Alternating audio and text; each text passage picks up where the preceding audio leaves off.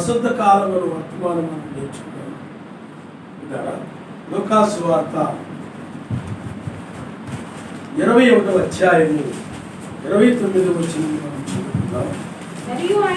మరియు ఆయన వారితో ఈ ఉపమానం చెప్పెను. అంజూరపు వృక్షమును సమస్త వృక్షములను చూడుడి, అవి చిగురించుట చూచి వసంతకాలం అప్పుడే సమీపమాయనని మీ అంతటి మీరు తెలుసుకుంటారు కదా. అటువలే మీరు ఈ సంగతులు జరుగుట చూచినప్పుడు సర్వశక్తిమంతుని రాజ్యం సమీపమాయనని తెలుసుకొనుడి. అవన్నీ జరుగు వరకు ఈ తరము గతింపదని నిశ్చయముగా మీతో చెప్పుచున్నాను. ఆకాశము భూమియు గతించును గాని నా మాటలు ఏమాత్రమును కూడా గతించును.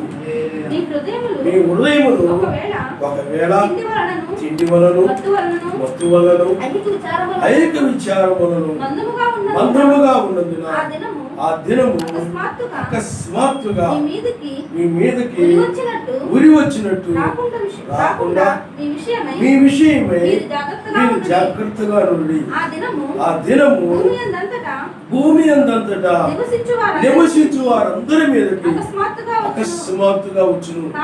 కాబట్టి మీరు జరగబోవు వీటి నెలను తప్పించుకొని మనుష్య కుమారుని ఎదుట నిలబడుటకు శక్తి గలవారు ఎల్లప్పుడూ ప్రార్థన చేయుచు మెలకువగా ఉండడం చాలా హల్లెలూయా హల్లెలూయా. పిల్లరా, మరియు ఆయన వారితో ఈ ఉపమానం చెప్పెను.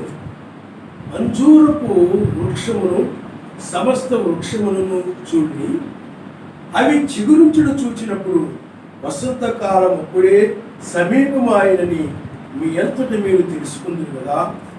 అటువలే మీరు ఈ సంగతులు జరుగుతూ చూచినప్పుడు సర్వశక్తిమంతుని రాజ్యము సమీపమాయనని తెలుసుకుని అవన్నీ జరుగు వరకు ఈ తరము గతింపదని నిశ్చయముగా మీకు చెప్పుచున్నాను. ఆకాశమును భూమియు గతించును గాని నా మాటలు ఏమాత్రము కూడా గతించదు. హల్లెలూయా. చూడండి, ఆకాశము భూమియు గతించును గాని నా మాటలు ఏమాత్రము కూడా గతించును. అందుకని ఆయన చెప్పిన మాటలు ఏది కూడా గతించిపోలేదు, కానీ ప్రతిదీ కూడా నెరవేరుతూ వచ్చింది. బైబిల్లో అనేక లేఖనాలు నెరవేరాయి. చూడండి, ఆయన 2000 సంవత్సరాల క్రితము ఆయన అంజూరపు చెట్టు గురించి చెప్పాడు. అంజూరపు వృక్షమును సమస్త వృక్షములను చూడడి, అవి చిగురును చూచి వసంతకాలం అప్పుడే సమీపమాయనని మీ అంతటి మీరు తెలుసుకుంటారు కదా. కాబట్టి అంజూరపు వృక్షము అది ఇజ్రాయేలుకు సాదృశ్యంగా ఉంది. ఆయన 2000 సంవత్సరాల క్రితము ఇజ్రాయేల్ మధ్య ఉన్నాడు.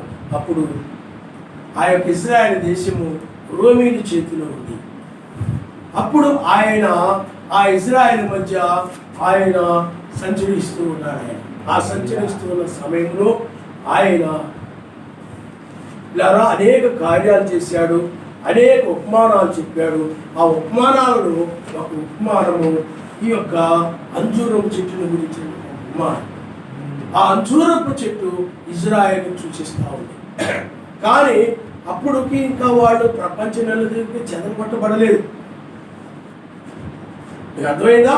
ఆయన తిరిగి లేచిన తర్వాత ఆ టైటస్ చక్రవర్తి కాలంలో టైటస్ చక్రవర్తి వచ్చి ఆ యొక్క ఇజ్రాయేల్ మీద దాడి చేసి ఆ దేవాలయమును పడగొట్టేసి రాయి మీద రాయి ఆ బంగారం కోసం విడగొట్టేసి చాలా భయంకరముగా క్రూరముగా యూదుల్ని చంపడము, ఆ రక్తము ఆ కాలంలో ప్రవహించింది రోడ్ల మీద. ఆ దెబ్బకి ఇజ్రాయేలు యూదులు ప్రపంచ నలుదిక్కులకి వెళ్ళిపోయారు, చెదిరిపోయారు.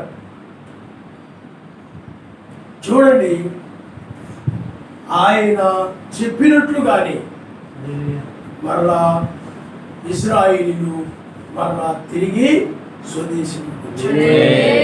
వారు స్వాతంత్రం వచ్చింది 1948లో స్వాతంత్రం వచ్చింది. వారు ఇప్పుడు ఒక దేశంగా ఉన్నారు.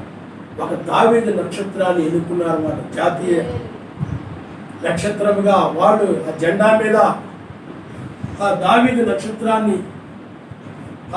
నక్షత్రముగా కేడెం, దావీదు నక్షత్రమే వారి కేడెం, రక్షణ. అది మెస్సీని సూచిస్తా ఉంది.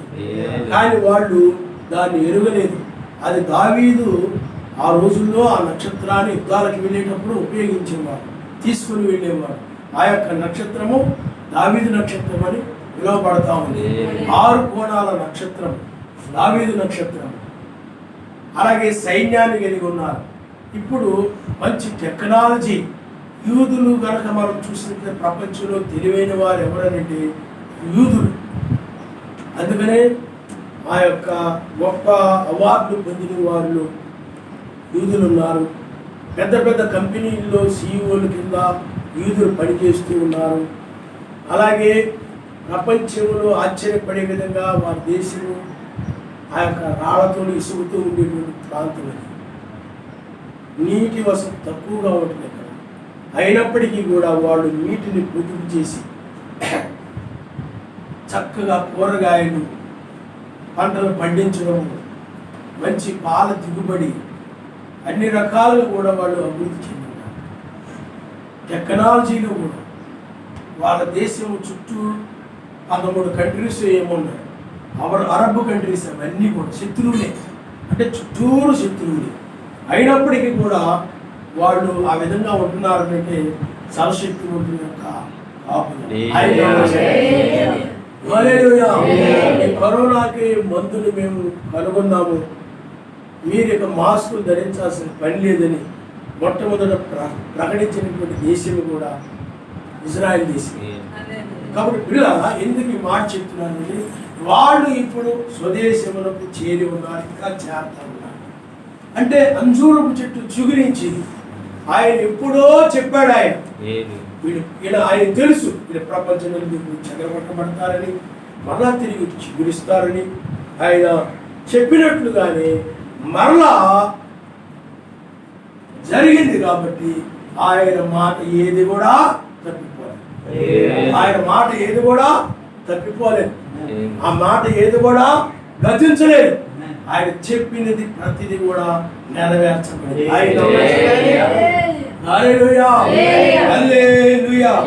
అంజూర వృక్షమును సమస్త వృక్షమును చూడండి.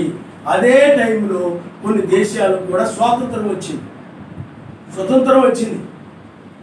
ఆ రోజుల్లో ఇజ్రాయెల్ దేశానికి ఎలా వచ్చిందో మనకు కూడా అప్పుడే వచ్చింది. 1947లో వచ్చింది. కాబట్టి ఈ యొక్క అంజూరపు వృక్షము సమస్త వృక్షములను చిగురించడం చూచినప్పుడు, ఈ వీటికి స్వాతంత్రము రావడం మీరు చూసినప్పుడు ఆయన సమీపముగా అనగా అవి చిగురించుట చూచి వసంతకాలం అప్పుడే సమీపమాయనని మీ అంతటి మీరు తెలుసుకుందరు కదా. అంటే వసంతకాలము సమీపమాయనని ఇంకా క్రిందకు అటువలే మీరు ఈ సంగతులు జరుగుడు చూచినప్పుడు సర్వశక్తిమంతుని రాజ్యము సమీపమాయనని తెలుసుకుంది. ఆయన హల్లెలూయా హల్లెలూయా. అలాగే మనము మత్తయి సువార్త 24వ అధ్యాయము, మత్తయి సువార్త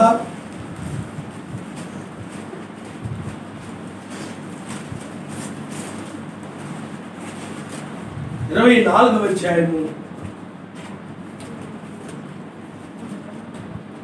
32వ వచనం మనం చదువుకుందాం.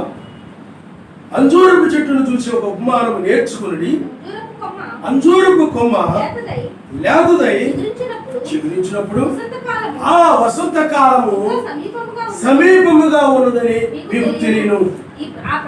ఆ ప్రకారమే మీరే సంగతులని జరుగుడు చూచినప్పుడు ఆయన సమీపముననే ద్వారము దగ్గరనే విన్నాడని తెలుసుకుని చేస్తున్నాడు ఆయన. అంటే ఇప్పుడు ఇజ్రాయెల్ దేశానికి కానీ మన దేశానికి కానీ ఆ కాలంలో వచ్చినటువంటి కొన్ని దేశాలకు స్వాతంత్రం వచ్చింది.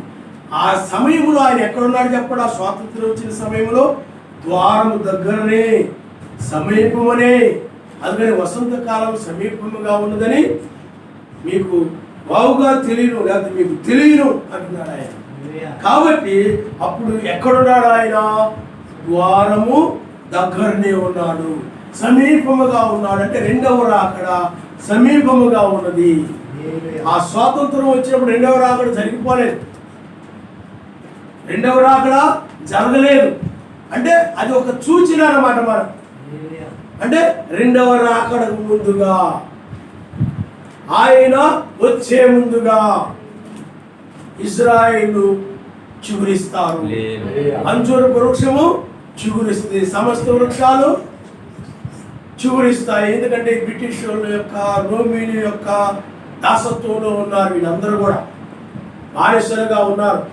వాళ్ళందరూ కూడా విమోచించబడేటువంటి, లేకపోతే ఆ స్వాతంత్రం పొందినటువంటి ఆ సమయంలో ఆయన సమీపముగా ఉన్నాడని, ద్వారము దగ్గరే ఉన్నాడని, వసంతకాలం సమీపంగా ఉన్నదని మీకు తెలియనంటున్నాడు ఆయన. హల్లెలూయా, హల్లెలూయా. అంటే ఆయన ద్వారం దగ్గరకు వచ్చేసాడు. ఇక బయటకు అడుగు పెట్టడం ఇక. అంటే ఆయన సింహాసనం మీద ఉన్న ఆయన నిలిచి ఇజ్రాయేల్ చివరించినప్పుడు తలుపు దగ్గరకు వచ్చేసాడు. ఇంకా మన దగ్గర రావడానికి, మనం రక్షించడానికి రావడం కోసం ఆయన, లోకానికి తీర్పు తీర్చడం కోసం ఆయన న్యాయాధిపతిగా వస్తాడని వాక్యం చెప్తున్నది. కాబట్టి ఆయన ద్వారం దగ్గరనే ఉన్నాడు. ఆయన ద్వారం ఎప్పుడు? అంజూరు వృక్షం చిగురించినప్పుడు సమీపంలోనే ఉన్నాడంటే మనకు దగ్గరలో ఆయన నమ్మడిస్తాడు. హల్లెలూయా. అంటే 1948లో 47 ఆ ప్రాంతంలో ఆయన ఎక్కడున్నాడు చెప్పండి?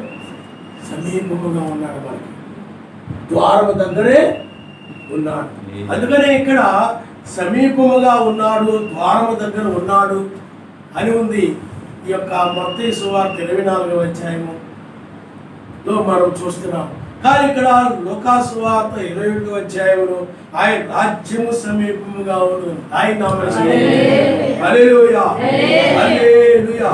అంటే ఆయన తన రాజ్యముతో వస్తూ ఉన్నాడు. కాబట్టి అందుకనే ఆయన ఇక్కడ తన రాజ్యముతో ఆయన వస్తూ ఉన్నాడు. కాబట్టి అందుకని ఆయన ఏం చెప్తున్నాడు అంటే, ఇదిగో ఆయన అనగా ఈ సంగతులు జరుగుతూ మీరు చూసినప్పుడు సర్వశక్తిమంతుని రాజ్యము సమీపం ఆయనని తెలుసుకుని. అంటే ఆయన ఒక రాజ్యముగా రాబోతున్నాడు, సర్వశక్తిమంతుని రాజ్యముగా. అందుకని రాజ్యము సమీపంగా ఉన్నది అంటే ఆయన సమీపంగా ఉన్నాడు, అంటే ఆయనే ఆ రాజ్యము. కాబట్టి అందుకని ఇక్కడ లూకా సువార్తలో సర్వశక్తిమంతుని రాజ్యము సమీపముగా ఉన్నది అంటే ఆయన రాకడ సమీపంగా ఉన్నదని, అంటే ఆయన సమీపంగా ఉన్నాడు అంటే రెండవ రాకడలో ఆయన తన రాజ్యముతో వస్తున్నాడని మనం గ్రహించగలుగుతున్నాం. హల్లెలూయా, హల్లెలూయా. అందువల్ల పిల్లారా, మనకి మన మత్తయి సువార్త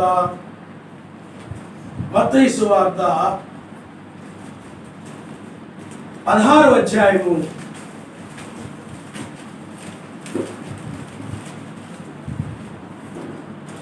27వ వచనాన్ని మనం చదువుకున్నాం.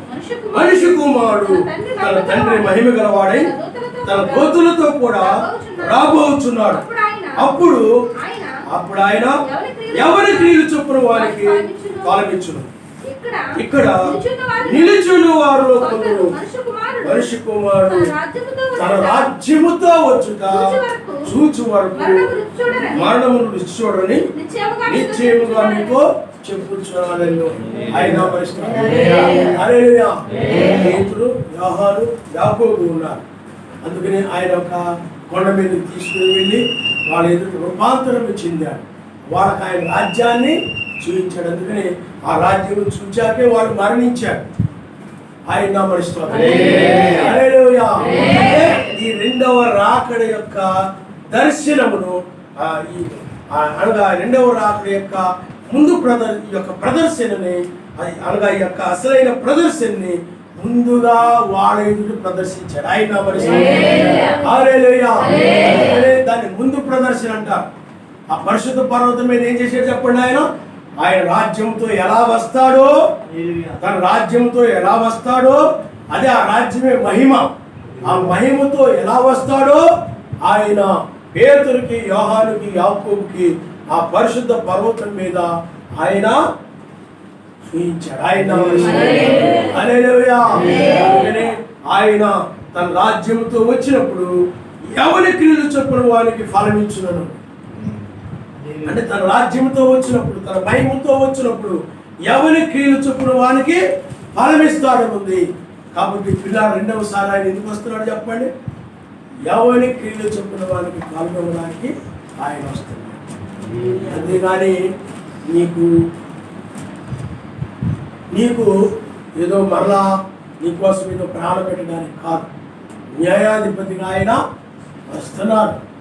ఎవరి క్రియలను బట్టి వారికి ఇవ్వడానికి, మంచి క్రియలు కలిగిన వారికి, దుష్ట క్రియలు కలిగిన వారికి. అందువల్ల న్యాయాధిపతి ఆయన. ఎవరి క్రియలు బట్టి వాళ్ళకి ప్రతిఫలం ఇచ్చివ్వడం అని చెప్పండి ఆయనే.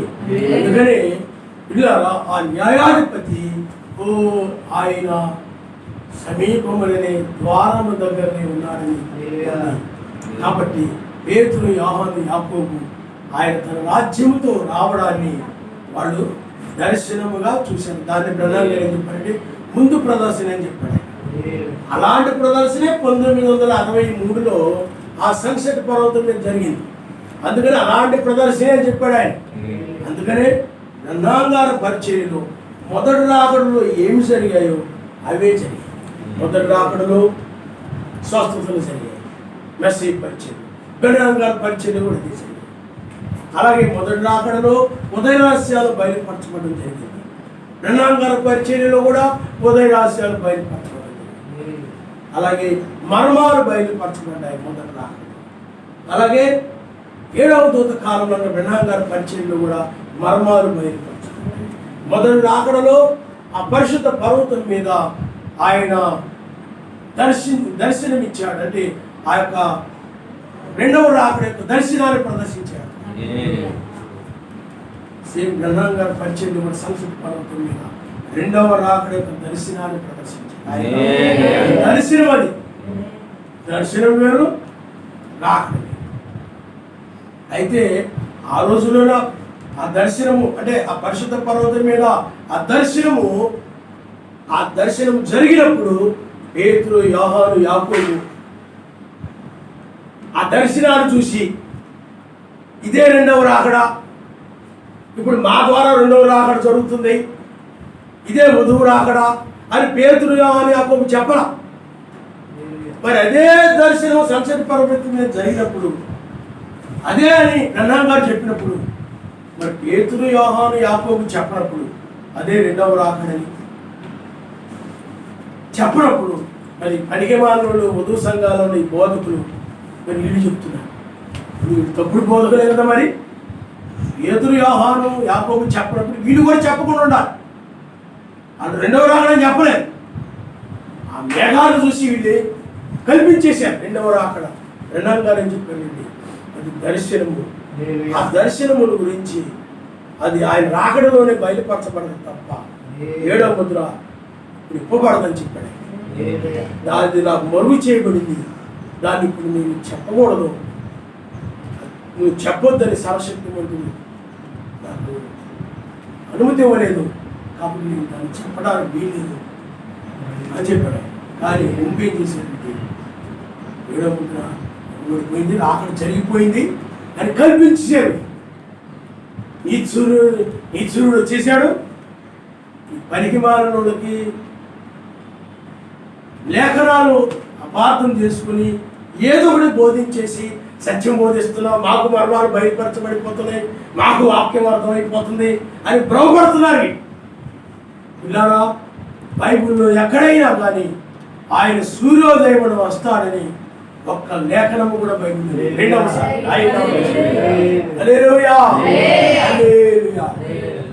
ఆయన అస్తమయమును వచ్చును, అర్ధరాత్రి వచ్చును, కోడి కూసే వేళ వచ్చును, తెల్లవారుజాములో వచ్చును అని ఉంది, జాముల్లో వస్తాడని ఉంది. ఆ దినము మీకు తెలియదు ఉందంటే ఒక దినములో, ఒక జాములో, ఒక గడిలో వస్తాడని బైబిల్ చెప్తూ ఉన్నది తప్ప సూర్యోదయంలో వస్తాడని చెప్పడం లేదు. ఆయన ముఖము సూర్యుని వలె ప్రకాశిస్తూ ఉన్నది అనగానే సూర్యోదయం వస్తాడని మీరు అభిప్రాయపడుతూ ఉన్నారు తప్ప ఆయన సూర్యోదయము వస్తాడని ఒక లేఖనము కూడా లేదు. కానీ ఆయన అంటే రెండవసారి ఆయన వేకువజామున వస్తాడని లేఖనాలు చెప్తూ ఉన్నాయి.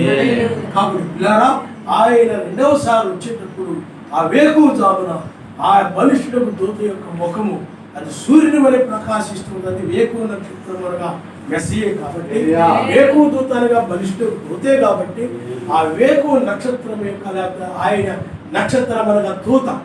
నక్షత్రం అనగా ఏమి చెప్పండి? దూత. అంటే వేకువ చుక్క అంటే వేకువ దూత అంటే బలిష్ఠుడు దూత. అందువలన ఆయన ముఖము సూర్యుని వలె ప్రకాశిస్తూ ఉన్నది. ఆయన అంటే సూర్యుని వలె ప్రకాశిస్తున్నటువంటి ఆ యొక్క ముఖముతో ఆయన వేకువజామున ఆయన రంగం మీదకి వచ్చాడు. ఆయన వేకువజామున ఎందుకు వచ్చాడు అని అంటే, వేకువజాము అనేటువంటిది నిద్ర మేల్కొల్పు వేళకు, నిద్ర మేల్కొల్పుకు సాదృశ్యంగా ఉంది కాబట్టి ఆయన నామనిస్తాడు. నిద్ర మేల్కొల్పుకు సాదృశ్యంగా ఛాయగా వేకువజామున కాబట్టి ఆ జాములోనే ఆయన నామనిస్తాడు.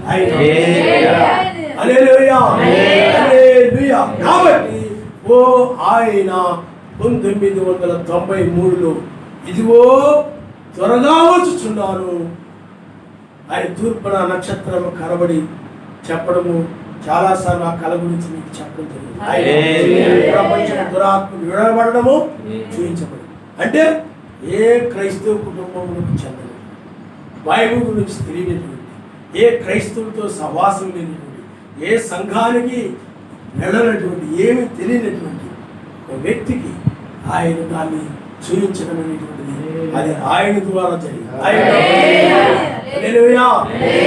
చదివి ఊహించుకొని కలగండంగా అర్థమైందా? బైబిల్ చదువుకొని ఊహించుకొని ఆ కళ వచ్చింది, ఈ కళ వచ్చిందని 6వ ముద్ర గురించి బైబిల్ చదవకముందే, బైబిల్లో దాన్ని ఉన్నదని తెలియకముందే ఆ కళలో చూపించబడింది. అందువలన ఆయన మాటలు గతించవు, ఆయన చెప్పినవి ఖచ్చితంగా నెరవేరుతాయనే దానికి ఎవరు సాక్ష్యమో నేను నమ్మాల్సిన పని, నేనే దానికి సాక్షి. ఆయన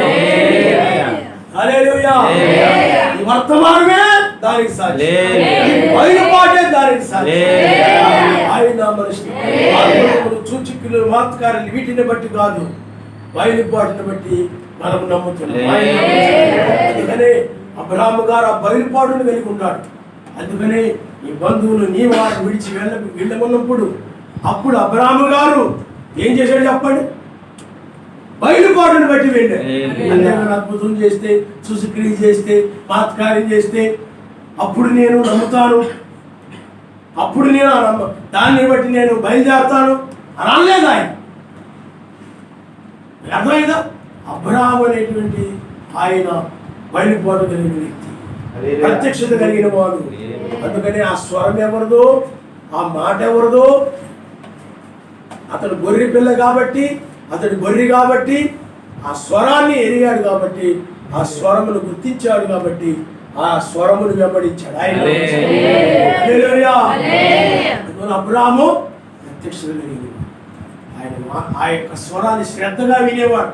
చాలా మంది వాక్యం వినేటప్పుడు ఏం చేస్తారు? కొంగుని ఎలా చేసుకుంటారు, ఇలా దిక్కుని చూస్తారు, అలా దిక్కుని చూస్తారు, ఎలా పడితే అలా కూర్చొని దిక్కుని చూడటము, చాపలాగడము,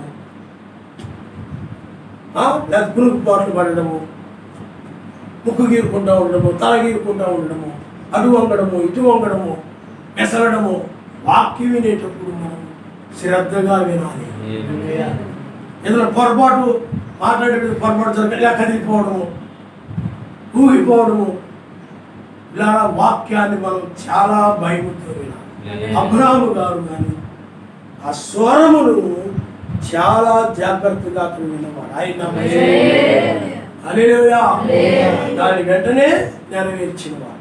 అబ్రహాము గారు రేపు చేద్దామని, ఎల్లుండి చేద్దామని, తర్వాత చూద్దామని ఆ తత్వం కలిగినోడు కాదు, ఆ స్వభావం కలిగినోడు కాదు. అసలు సర్వశక్తిమంతుడు ఏదైనా చెప్పాడు కదండి, దాన్ని వెంటనే జరిగించేటువంటి స్వభావం. అందుకని సిద్ధ మనసు అంటారు.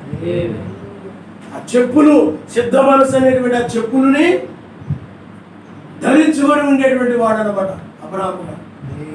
అందువలన సున్నతి గురించి చెప్పినప్పుడు వెంటనే దాన్ని నెరవేర్చే టైం ఉంటుంది కదా, చూద్దామనే. అంత కంగారేంటి, అంత తొందర ఏముంది అనుకోలేదు. సర్వశక్తిమంతుడు చెప్పిన వెంటనే బయలుదేరి వచ్చినాయి. అది ముందు అసలు ఏ స్వరమో కనిపెడదాం. ముందు స్వరం వినపడింది అంటున్నారు. మరి ఆయన ఎవరో మీకు చూడలేదు కదా, మరి ఆ స్వరం ఏ స్వరమో, సర్వశక్తిమంతుల స్వరమో దైవ స్వరమో ఇది కనిపెట్టండి. అప్పుడు అన్నీ వదిలేసి ముందుగానే వెళ్ళిపోతే ఎలా కుదురుద్ది? తర్వాత మళ్ళీ ఇబ్బందులు పడతాం, కష్టాలు పడతాం. ఇలా పనికి మళ్ళీ ఆలోచన చేయలేదు.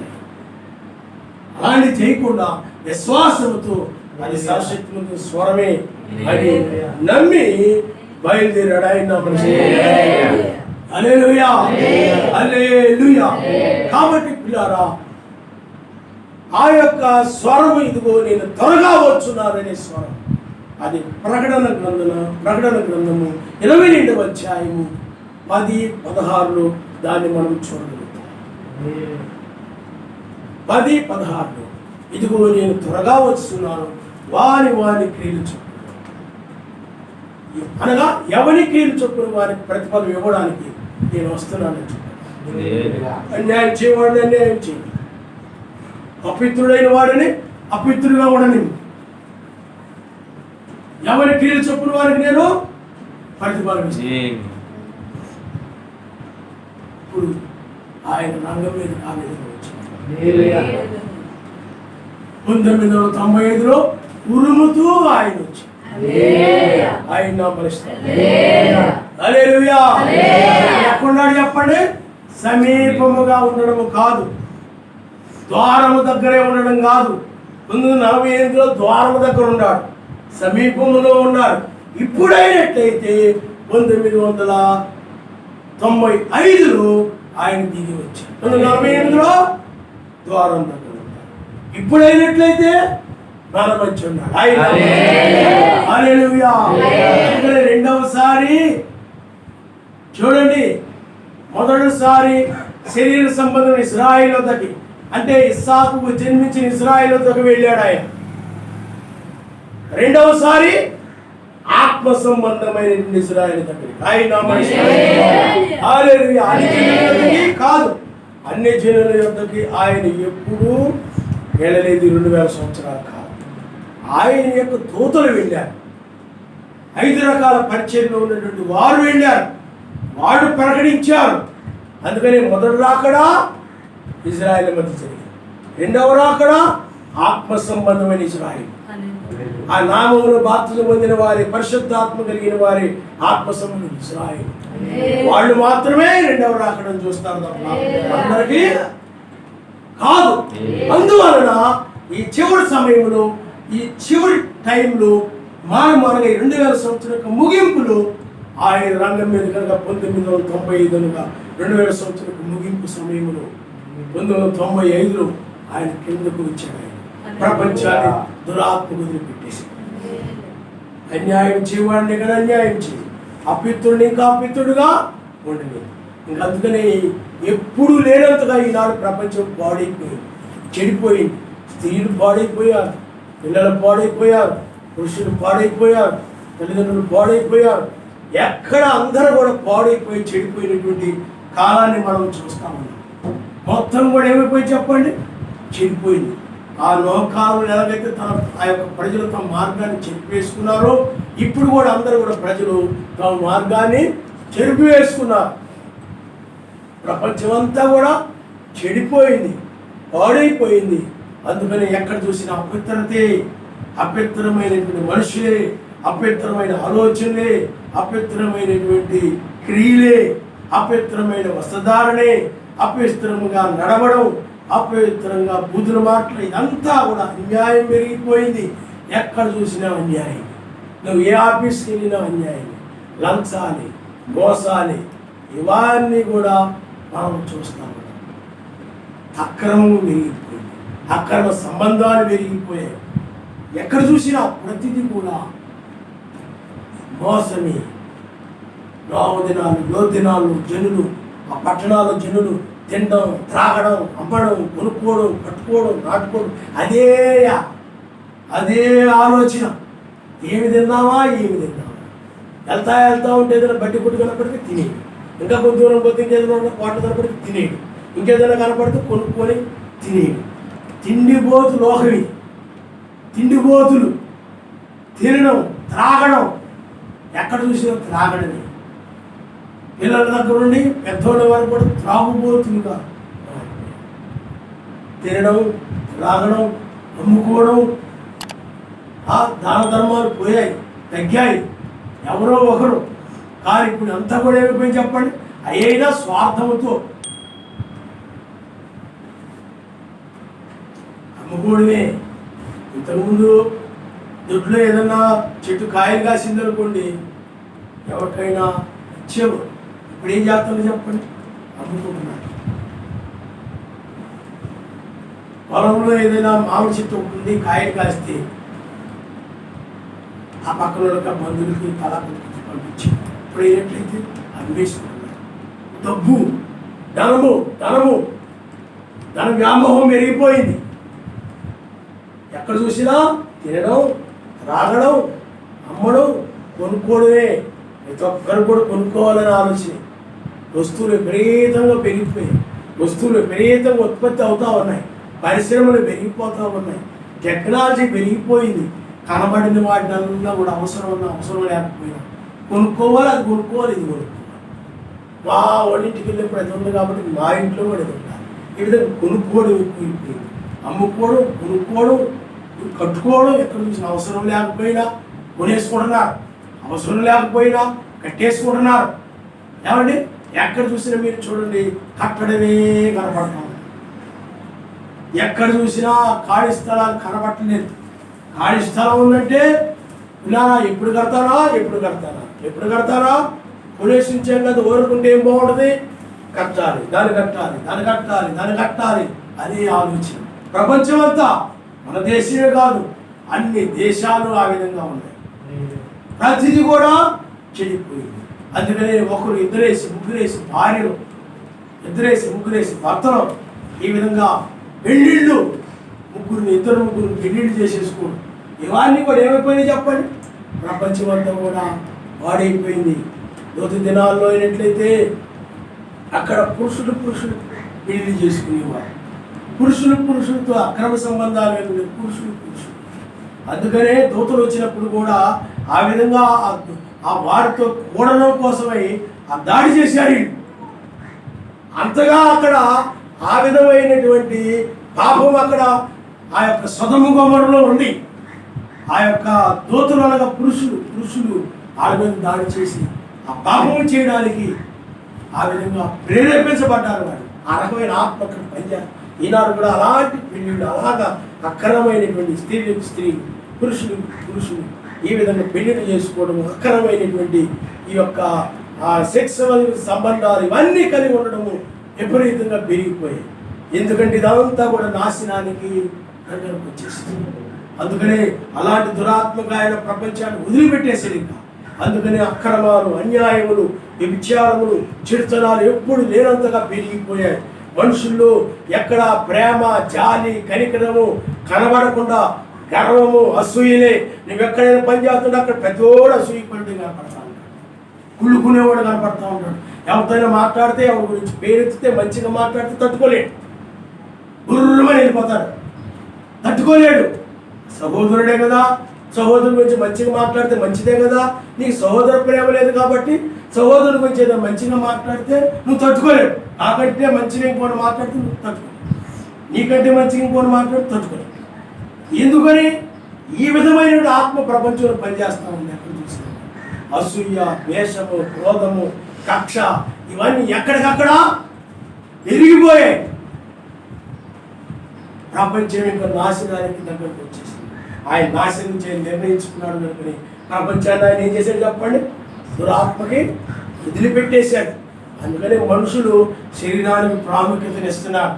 ఇది ప్రాణం పోయిందనుకోండి 6 అడుగుల గుంటలో దీన్ని పాతి పెట్టేస్తారు. నీతో ఏది రాదు, కానీ ఈ శరీరం కోసం దీనికి ఎన్ని సోకులు. వాక్యం ఇంట్లో కూడా తినేవాళ్ళు ఉన్నారు. చర్చిలో, చాలా చర్చిలో ఐస్ క్రీములు, వాటర్ బాటిల్ కూడా తెచ్చుకోవడం మంచిది. ఎండాకాలం మీద అవసరమే, కానీ గంటగా తాగేస్తూ ఉంటారు. డ్రింకులు తెచ్చుకొని తాగేవాడు ఉంటారు. సెల్ ఫోన్లు వాక్యం చెప్తూ ఉంటే ఆ సెల్ ఫోన్లు ఏదేదో చేస్తూ ఉండేవాళ్ళు ఉంటారు. ఇలాగా రకరకాలుగా ఆ బాగా వాక్యం వింటూ ఆ పక్కలతో మాట్లాడడం, ఈ పక్కలతో మాట్లాడడం, ఆ తలగీరుకోవడం, ఆ చెంగుల అదే సరిపోతుంది. వాళ్ళకి అందం కనపడాలని, చెంగు అంటే ఆ చక్కగా కనపడాలని ఆ ముఖం వాడు చెమట పడుతుంటే ఆత్మాలు తుడుచుకోవడం. ఇంకా వాళ్ళగా మనసంతా కూడా దాని మీదకి పోతా ఉంటుంది వాళ్ళకి. ఇంకా ఎప్పుడు కూడా శరీరాన్ని గురించే వాక్యం వింటున్నా, కానీ ఆ శరీరాన్ని గురించే నా చెంగు సరిగా ఉందో లేదో, నేను సరిగా ఉన్నానో లేదో, కదిలిపోవడం, మెదిలిపోవడం, ఇవన్నీ కూడా అక్కడ చర్చిల్లో చూసినట్లయితే చాలా చర్చిల్లో ఆ వాక్యాన్ని తింటూ త్రాగుతూ అవి డ్రింకులు, ఆ డ్రింకులు, ఈ డ్రింకులు త్రాగుతూ ఆ కుదురుగా లేకుండా, కుదురుగా కూర్చోకుండా పాము పడిగి అలాగా ఆడుతూ ఉంటుందో అలాగా కదులుతూ ఉంటారు ఆత్మాను. ఆ విధంగా కబుర్లు చెప్పుకుంటూ ఉంటారు కొంతమంది. ఆ విధంగా వాక్యం వింటూ ఉన్నారు ఎక్కడ చూసినా. ఇలా ప్రపంచం ఏమైపోయింది చెప్పండి? శరీరానికి ప్రాముఖ్యతనిస్తూ ఉన్నారు, అందానికి ప్రాముఖ్యతనిస్తూ ఉన్నారు. పదే ఆ యొక్క కొన్ని చర్చీలు ఏం చేస్తుంటే ముఖం తుడుచుకోవడానికి ఆ కాగితం లాంటివి ఉంటాయి అనమాట. అవి కూడా తెచ్చుకొని ఏదో లిక్విడ్ ఉండదు, ఆ లిక్విడ్ని వేసుకొని దాన్ని అస్తమానం ముఖం తుడుచుకుంటూ ఉంటారు. వాక్యం పాస్ట్గా చెప్తారు. ఇలాంటి సంఘాలు ఉన్నాయి, ఇలాగా ఉన్నారు మనుషులు. కాబట్టి పిల్లారా, ప్రపంచం అంతా ఏమైపోయింది చెప్పండి? సంఘాలని కూడా ఏమైపోయినాయి చెప్పండి? వాడైపోయాయి. కాబట్టి ప్రపంచాన్ని ఆయన ఆ శరీరాన్ని ప్రేమించే విధంగా శరీరేచ్ఛలకు, లోకాశలకు, అసూయకు, ద్వేషములకు, క్రోధములకు, కక్షకు, నరహత్యలకు, కామోద్రేకములకు అన్నిటికీ కూడా ఆయన వదిలిపెట్టేశాడు ఆయన. అందువల్లనే ఆడపిల్లల మీద దాడులు జరుగుతూ ఉన్నాయి. కుర్రవాళ్ళు కూడా ఆ యొక్క భయంకరంగా, క్రూరంగా, కషాయతరంగా తయారైపోయారు. మూర్ఖంగా, దున్నపోతుల్లాగా తయారైపోయారు. మీకు అర్థమైందా? చాలా భయంకరముగా ప్రపంచము తయారవ్వడం మనం చూస్తున్నాం. అందువల్ల యావవారిని నమ్మే పరిస్థితులు కనపడుతుంది. యావవారిని కూడా నమ్మే రోజులు ఇవి కాదు అని లోకంలో మనుషులే అనడం మనం చూస్తూ ఉంటాం. కాబట్టి ప్రపంచం ఏమైపోయింది చెప్పండి? దురాత్మకు విడవబడింది అనే దానికి మనం ఇలాంటి విషయాలని మనం చూస్తూ ఉన్నాం. అందుకనే నోహు దినాల్లో అందానికి ప్రాముఖ్యతనిచ్చారు. స్త్రీలు అందంగా కనబడాలని ఆ యొక్క అందానికి ప్రాముఖ్యతనిచ్చారు. ఈనాడు ప్రపంచం అంతా కూడా అంతే, ప్రపంచమంతా కూడా ఆ విధంగా తయారైపోయింది. అందుకని అందం కోసమే, అందంగా కనబడడానికి ఆ బట్టల కోసము, ఆ నగల కోసము, ఆ మేకప్ కిట్టుల కోసము, ఆ చెవు పోగుల కోసం, వాటి కోసం, వీటి కోసం, ఆ బ్యూటీ పార్లర్ కోసము, ఆ యొక్క ఆ క్రీముల కోసం, ఈ క్రీముల కోసం బోల్డ్ డబ్బులు తగలెడతా ఉన్నారు. ప్రపంచం అంతా ఎంతో డబ్బు ఖర్చు పెడతా ఉంది. అందుకే బ్రహ్మాండ గారు ఉంటారు, రాత్రి బొగుళ్ళు ఆ ముఖానికి రాసుకునే క్రీములకు సంబంధించిన ఫ్యాక్టరీలు పనిచేస్తూ ఉన్నాయన్న. అంటే జనం అంతగా ఉపయోగిస్తున్నారు జనం. అందుకనే బాగా ఏమంటే గోడకి ఎలా సున్నం కొడతారో అలాగ కొట్టుకొని మనుషులు తిరుగుతున్నారు. కాబట్టి పిల్లారా, ఇదంతా కూడా సమస్తము వ్యర్థమని ప్రసంగించారు. ఇవన్నీ కూడా ఆయన రాజ్యంలో ఉండవు, ఇవేమి ఆయన రాజ్యంలో ఉండవు. రాబోయే రాజ్యము చాలా గొప్ప రాజ్యం. అందువల్లనే ఆ రాజ్యముతో ఆయన వచ్చాడు. ఆయనే మేకు నక్షత్రము, ఆయనే దావీదు నక్షత్రము. అందువల్ల ఈ దినమే 8వ దినము, తీర్పు దినము. అందుకని తీర్పు దినం ఎప్పుడు ఆరంభమైంది? తెల్లవారుజామున ఆరంభమైంది. సాయంకాలం ఆరంభం కాలేదు తీర్పు దినము, సాయంకాలం కృప ఆరంభమైంది. ఆ యొక్క తీర్పు అర్ధరాత్రి ఆరంభము కాలేదు, ఓడిగూసే వేళ ఆరంభము కాలేదు, కానీ తెల్లవారుజామున ఆరంభమైంది. అందుకని విశ్వాసిగా ఉన్నటువంటి లోతు తెల్లవారుజామున రక్షించబడ్డాడని మనం చూడగలుగుతున్నాం. అందుకని కాలం అనేది నిద్ర మేల్కొని వేళని తెలుసుకుని ఇలాగూ చేయండి. కాబట్టి పిల్లారా, ఇప్పుడు మనము ఆ భయంకరమైన మహాదినములో మనం ఉన్నాము. అదే 8వ దినము. అందుకని 7 సంఘకాలాలు 7 దినాలు. ఇది 8వ దినము. ఇదే భయంకరమైన మహాదినము.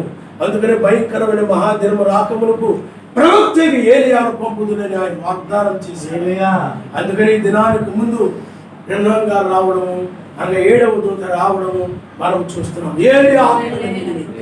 ఆ ఏలియా ఆనాడు ఎలాగైతే యెజబెలుకు వ్యతిరేకంగా నిలిచాడో, అలాగే లవదీయ సంఘకాలంలో ఏలియా కూడా, ఏలియా ఆత్మకులు జాన్సన్ గారు అందరూ కూడా యెజబెలు అనగా ఆత్మ సంబంధంగా సంఘాలు, రోమన్ క్యాథలిక్ సంఘము, బాప్టిస్ట్ సంఘము, లూథరన్ సంఘం, ఇవన్నీ కూడా యెజబెలు సంఘాలు. యెజబెలు యొక్క పిల్లలు రోమన్ క్యాథలిక్ సంఘం యొక్క పిల్లలు. ఈ లూథరన్ సంఘం కానీ, బాప్టిస్ట్ సంఘం కానీ యెజబెలు యొక్క పిల్లలు, వాటి యొక్క కూతుర్లని, అవి కూడా వేశ్యలే. అది మహావేశ్యలు బైబిల్, ఇవి వేశ్యలు. కాబట్టి పిల్లలారా, వీటన్నిటిని కూడా ఖండించడం కోసం ఆనాడు ఏలియా ఆ స్త్రీని ఖండిస్తే, ఈనాడు ఈ స్త్రీలను ఖండించడం కోసము లవదీయ సంఘ కాలంలో ఏలియా పంపించబడ్డాడు. అయితే ఆ స్త్రీలు తమ ప్రవర్తన మార్చుకోలేదు. చెప్పినప్పటికీ కూడా, గద్దించినప్పటికీ కూడా ఆ ప్రవక్తను పంపించి ఆమె స్వభావాన్ని మార్చుకోమని చెప్పినప్పటికీ కూడా ఆమె ఏమాత్రం కూడా మార్చుకోలేదు. అందుకని ఇంకా ఆమె మారు మనసు పొందనదు. యెజబెలు ఆత్మ కనుక ఎవరినైనా కనుక వదిలిపెట్టాడంటే ఇంకా వాళ్ళు మారు మనసు పొందడం అనేది ఉండదు. వాళ్ళకి పశ్చాత్తాపడే జీవితం ఉండదు. తిరగబడతారే తప్ప పశ్చాత్తాపడే వాళ్ళు. తిరగబడ్డంలో ముందుంటారు చాలామంది, కొంతమంది. అర్థమవుతుందండి? వాడు పశ్చాత్తాపడే స్వభావం ఉండదు. ఎందుకంటే యెజబెలు తను చేసేది కరెక్ట్ని సమర్థించుకుంటా ఉంటుంది. తనకు తాను కరెక్టే అని సమర్థించుకుంటూ ఉంటుంది అనమాట. అందువలన ఆమె పశ్చాత్తాపడే స్వభావం ఉండదు. కాబట్టి అందుకని ఆ తొలితేరి సంఘకాలంలో ఇదిగో అంతవరకు నా క్రియలు జాగ్రత్తగా చేయవాలని వేకువ చుక్కనిచ్చిందని ఆమెను నాశనం చేస్తానని, అలాగే శ్రమల పాలు చేస్తానని అక్కడ చెప్పబడతా ఉంది. అందుకని ఆయన అగ్ని జ్వాలలతోనూ అప్పటిటువంటి పాదములతోనూ ఆయన రంగం మీదకి వచ్చాడు. హల్లెలూయా, హల్లెలూయా. కాబట్టి ఇప్పుడు మనం తీర్పు దినములో ఉన్నాము. ఇదే 8వ దినము. అందుకని మనకి 8వ దినముకి అనగా నవకాలం దినానికి, అలాగే లోతు కాలములు తెల్లవారుజాముకి ఈ దినము, ఈ జాము సరిపోతున్నాయి. హల్లెలూయా, హల్లెలూయా. అలాగే సూర్యుడు ఉదయించినప్పుడు శ్రమలు వచ్చేసాయి. అందుకనే సూర్యుడు ఉదయించినప్పుడు శ్రమలు అంటే మనకు బైబిల్లో మోషే ఏలియాలు వచ్చినప్పుడు శ్రమలు వస్తాయని బైబిల్ చెప్తాం. కాబట్టి మోషే ఏలియాలే యూదుల దగ్గరికి మరలా నీతి సూర్యుని వర్తమానం తీసుకొని వెళ్తా, అప్పుడు శ్రమలు ఆరంభమవుతాయి. కొత్త నిబంధన కాలంలో సూర్యుడు ఉదయించినప్పుడు శ్రమలు ఆరంభమును అనేది కాదు, కానీ మోషే ఏలియాలు వచ్చినప్పుడు శ్రమలు ఆరంభమవుతాయని మనం చూడగలుగుతాం. కాబట్టి పిల్లారా, ఇప్పుడు ఆయన వారి క్రియలు చొప్పున ప్రతిఫలం ఇచ్చినట్టు వచ్చాడు. కాబట్టి ఇప్పుడు మనం ఉన్న కాలం ఏమిటంటే వసంత కాలమైనది. చూడండి, వసంత కాలంలో ఏం జరుగుతుందనంటే చెట్లు చిగుర్చడము, ఆ యొక్క పువ్వులు పూయడము ఆ వసంత కాలంలో జరుగుతాయి. శశిర ఋతువు అని ఉంటుంది. ఆ ఋతువులు ఏం జరుగుతాయి? ఆకులు రాలిపోతాయి. ఆకులు రాలిపోయి వసంత కాలంలో ఆ రాలిపోయినటువంటి ఆకులు, అనగా చెట్లునే ఆకులు రాలిపోయిన చెట్లు మరలా చిగురించడము ఆరంభిస్తాయి. కాబట్టి పిల్లారా, తన వధువుని పిల్లారా ఆయన చిగురింప చేయుట కొరకై రెండవసారి ఆయన వచ్చినట్లు మనం చూస్తున్నాం. కనుక ఆయన వధువు అంటే ఎవరు అంటే, ఆమె ఉదయము తిండి వలన, మత్తు వలన, ఐక్య విచారం వలన మందముగా లేనటువంటిది ఆయన యొక్క వధువు. లోకం ఎలా ఉంది అంటే తిండి వల్లను ఐక్య విచారం వల్లను మందముగా ఉంది లోకం. అందుకని ఈ లోకము తిండిపోతు లోకం, ఎప్పుడు చూసినా పేకల వరకు తినే లోకం ఇది. అందుకనే మనుషులు తిండి వల్ల ఏమైపోతారు చెప్పండి? తిండి వల్లను మత్తు వల్లను ఐక్య విచారం వల్లను. తిండి మనిషికి మత్తునిచ్చేస్తుంది, మత్తుగా ఉంటాడు. తిండిపోతే ఎప్పుడు కూడా మత్తుగా కూర్చొని ఉంటాడు, మత్తుగా ఉంటుంటాడు, కదలడు. బాగా నువ్వు చక్కగా పెట్టావనుకోండి, తినేది పేకల వరకు తినేసి ఆ మచ్చ మీద దొరుకుతూ ఉంటాడు. ఎక్కడికి వెళ్ళాలనిపించదు, ఏ పని చేయాలనిపించదు, మాట్లాడడం కూడా అతడు బద్ధకమే. ఆ విధంగా అతడు తిండి వల్ల ఏమైపోతాడండి? మత్తుగా. అందుకని మనం చాలామంది తిన్న వెంటనే ఇప్పుడు ఉండిపోతుంటారు, మత్తు చేస్తే. తక్కువ తింటే కదా మరి ఆ తిండి ఏం చేసేటప్పుడు మనిషిని మత్తు కలుగు చేస్తాడు. అందువల్ల తిండి వల్లను అలాగే మత్తు వలనను ఈ హృదయానికి మందం వచ్చేస్తాడు. మందం అంటే ఆసక్తి తగ్గిపోతుంది. బైబిల్లో రాయబడి మీరు మందులై ఉండక ఆసక్తి కలిగి మీరు ఆసక్తి కలిగి ఉండాలని. కాబట్టి అప్పుడు ఈ వ్యక్తికి ఏమొస్తుందంటే దీనివల్ల ఐక్య విచారాలు. ఐక్య విచారం అంటే ఈ జీవన సంబంధమైన వాటి గురించి విచారించాలి. ఈ జీవన సంబంధమైన ప్రతిదీ కూడా, ఈ లోకంలో ఉన్న ప్రతిదీ కూడా ఈ జీవన సంబంధమైనదే. నువ్వు డబ్బు గురించి విచారించినా జీవన సంబంధమైంది, అప్పుల గురించి విచారించినా జీవన సంబంధమైంది, తిండి గురించి విచారించినా జీవన సంబంధమైనది, లేకపోతే బట్టల గురించి విచారించినా జీవన సంబంధమైనది, నీ ఇంట్లో వస్తువులు అయ్యలేవు ఇల్లేవు ఎలాగాని నువ్వు విచారించినా ఇవన్నీ కూడా మన జీవనానికి, మన జీవనం ఈ లోకంలో మనం జీవించడానికి ఉపయోగపడే ఇవన్నీ కూడా వీటిలో దేని గురించి నువ్వు విచారించినా, నీకు అర్థమైందా? నాకు అది లేదు ఇది లేదు ఇది లేదు అది లేదు నీ లోక సంబంధమైన వాటి గురించి నువ్వు దుఃఖించినా విచారించినా బాధపడుతూ ఉన్నా అలాంటి వారికి ఏమొస్తుందా? మందం వచ్చారు. అందుకని ఈ లోకంలో ఇంతకుముందున్న రీతిగా ప్రార్థన మీద ఆసక్తి లేదు, పరలోకం మీద ఆసక్తి లేదు. ఇప్పుడు ఆయన రెండవ రాకడ జరుగుతుందంటే ఆసక్తి చూపించడంలా. ఈ ప్రపంచం ఉగ్రతలో పడబోతూ ఉంది, ఇది రక్షించబడే సమయం, ఇది ఉగ్రతను తప్పించుకునే సమయం, ఇది ఇక లోకంలో సువార్త ప్రకటించే సమయం ఇది కాదు అంటే నిజమా? అయ్య బాబోయ్, అట్టయితే నేను ఆ రాజ్యానికి రావాలి, నేను రక్షించబడాలి, ఆసక్తి చూపించడంలా. కారణం ఏమిటి? మనుషులు ఇప్పుడు తిండి వలన ఐక్య విచారం వలన మందులైపోయారు. ఆ మత్తులు ఆ మందు వచ్చేస్తుంది. అందుకనే వాక్యం చక్కగా వింటారు, కానీ దాన్ని అనుసరించాలని ఆసక్తి ఉండదు. వాక్యం వింటారు, దాన్ని అనుసరించాలన్నో ఆసక్తి ఉండదు. మందం వచ్చేది కారణం ఎందుకంటే ఐక్య విచారాలు. నువ్వు మందిరం దాటి బయటకు వెళ్ళగానే ఐక్య విచారాలు వచ్చేస్తుంది. నీ భర్త గురించో, ఆయన ఎలాగనో అది ఎలాగనో ఇది ఎలాగనో, నీ పిల్లల గురించో, వాళ్ళు ఎలా ఉన్నారు ఏంటో తింటున్నారు లేదా అని రకరకాలుగా వాడి లోక సంబంధమైన వాటి గురించి అటన్నిటి గురించి నువ్వు విచారిస్తూ ఆలోచిస్తూ బాధపడుతుందా చూశారు? ఇవన్నీ నిన్ను ఆవరించేయడం వలన నీకు వాక్యం వింటుంటావే కానీ ఆ యొక్క రక్షించబడాలనేటువంటి పరలోకం వెళ్ళిపోవాలనేటువంటి ఆసక్తి కలిగి ఆ వాక్యం మీద నిలబడ్డాలంటే తీవ్రత కనపడదు. మనిషి మందం వచ్చేస్తుందన్నమాట. మీకు అర్థమైందా? ఆ మందం కనబడుతుంది. అందుకని వాక్యం వింటారు కానీ అది కూడా ఈ మందం వల్ల, ఈ విచారం వల్ల ఆ వాక్యం గుర్తుండదు, జ్ఞాపకం ఉండదు. ఈ విచారాలు ఆ మార్త వలె ఆ పనుల్లో ఈ పనుల్లో ఈ పనుల్లో ఆ పనుల్లో పడిపోతూ ఉంటాయి. అసలు ఆయన వచ్చి బోధిస్తూ ఉన్నప్పుడు ఏ పని పెట్టుకోకూడదు, ఆ వాక్యం వినాలి. కానీ ఆదివారం రోజే కొంతమంది ఏం చేస్తారంటే ఏదో పని పెట్టుకుంటా. మిగతా టైం ఏమైనా పనులు ఉన్నా కదా పనులు మానుకొని పనులు పెట్టుకోవచ్చు కదా. నేను అలా చేయరు.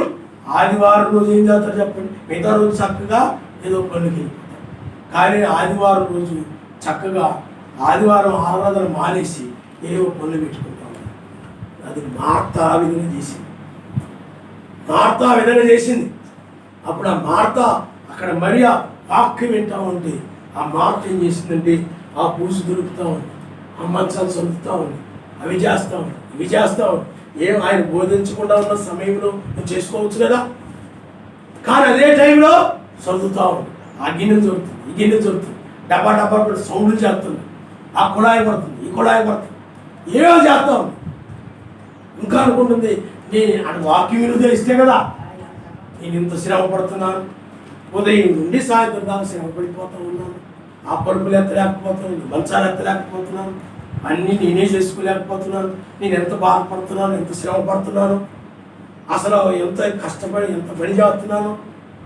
మీకు అర్థమైందా? నా మీద ఎవరు జారి పట్టలేదు, నా మీద ఎవరు కనికర పట్టలేదు, నా మీద మా ఆవిడ కనికర పట్టలేదు, నా భర్త కనికర పట్టలేదు, ఎవరు కనికర పట్టలేదు, ఎవరు జారి పట్టలేదు. అప్పుడు ఆయన ఏమన్నాండి, మార్తా మార్తా నువ్వు విస్తారంగా ఇవన్నీ కల్పించుకుని నువ్వు విచారపడుతున్నావు కానీ, ఐక్యమైన వాటి గురించి నువ్వు బాధపడుతున్నావు కానీ, అవసరమైనది ఒక్కటి వాక్యం వినడమే అవసరమైనది. ఆయన మనిషి అవును నిజమే. మరియా ఏంటి నీకు ఇదేంటి, నువ్వు వచ్చి వాక్యం వినడం ఏంటి, తర్వాత చెప్తానులే, నువ్వు మార్తా చాలా శ్రమ పడుతుంది కదా, బాధపడుతుంది కదా, సహాయం చేయి, తర్వాత చెప్తానులే అనలేదు ఆయన. అవసరమైనది ఒక్కటి. ఆయన మార్తలాంటి ఏం చేస్తారు చెప్పండి? ఆ వాక్యం ఆరాధన టైంలోనే, ప్రార్థన టైంలోనే పనులు పెట్టుకుంటుంటారు. అది మార్త స్వభావం. ఎందుకంటే మార్తగా భక్తి విలువ, వాక్యం విలువ, ఆరాధన పోద్దని కానీ, ఆయన మాటలు అమూల్యమైన మాటలు నేను వినకుండా పోతానేమో, కోల్పోతాననే బాధ కానీ ఏమీ లేదు ఆమెకి. ఆ మరీ అయినట్లయితే ఆ భయము కలిగి ఆ పనులన్నీ కూడా పక్కన పెట్టేసి ఆయన యొక్క వర్తమానము, ఆయన బోధ వింటా ఉంది. ఆయన హల్లెలూయా హల్లెలూయా. కపట్లో ఈనాడు ప్రపంచం ఎలా ఉంది చెప్పండి?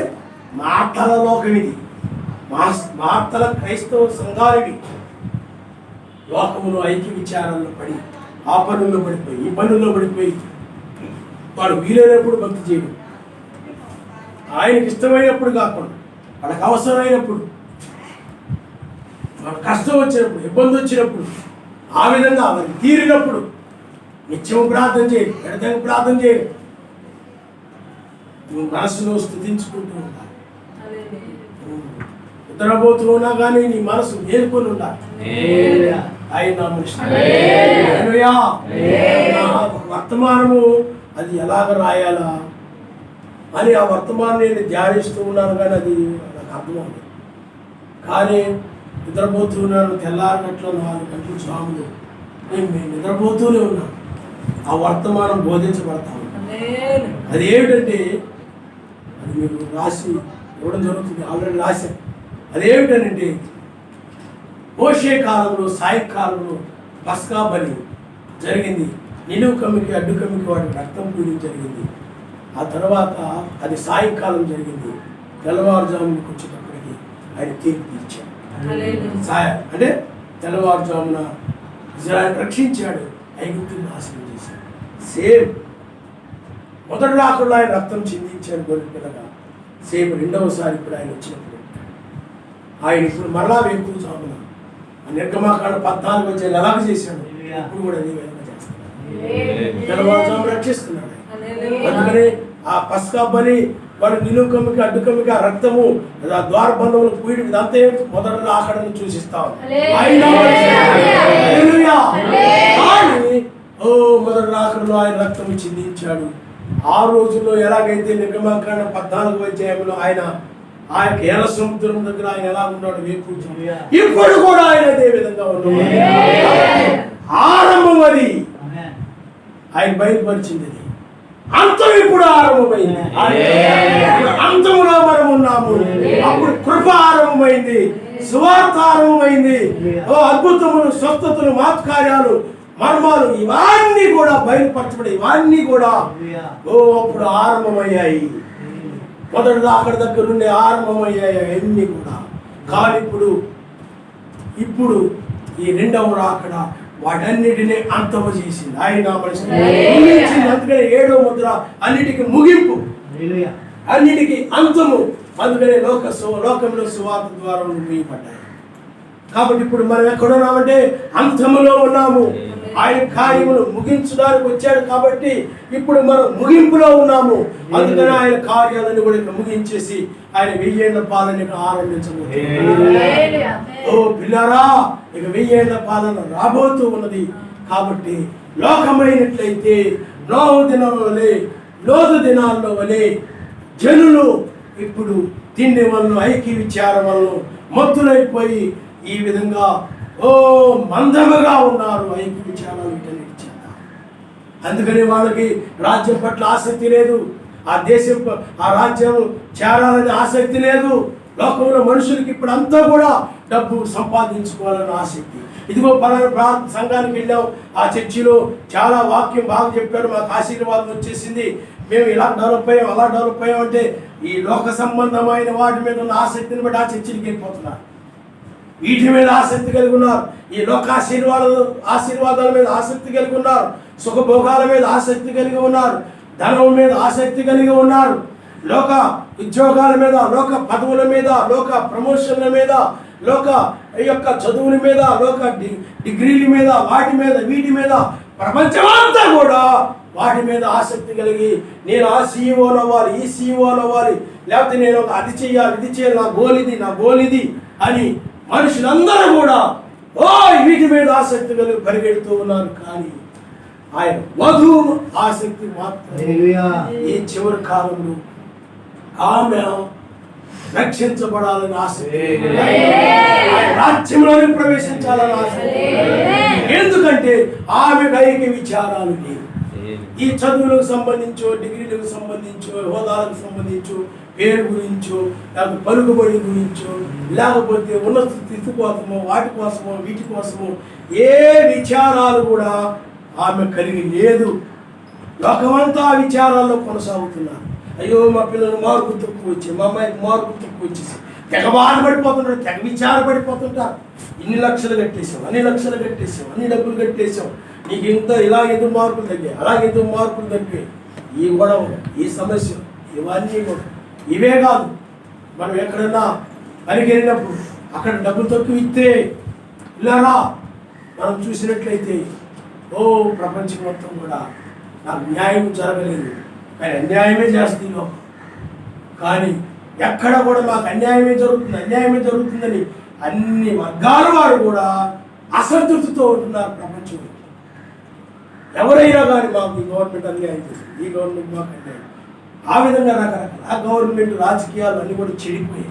ప్రతిదీ కూడా పాడైపోయింది. ఎక్కడ కూడా నీతి లేదు, నియమము లేదు, ఏమీ లేవు, మొత్తం చెడిపోయింది. కానీ వధువు మాత్రమే ఐక్య విచారాలు లేకుండా తిండి వల్ల ఏకల వరకు తినేసాము, తిండిపోతు కాదు. ఆమె మందముగా లేదు, కానీ ఆమె రాజ్యం పట్ల ఆసక్తి.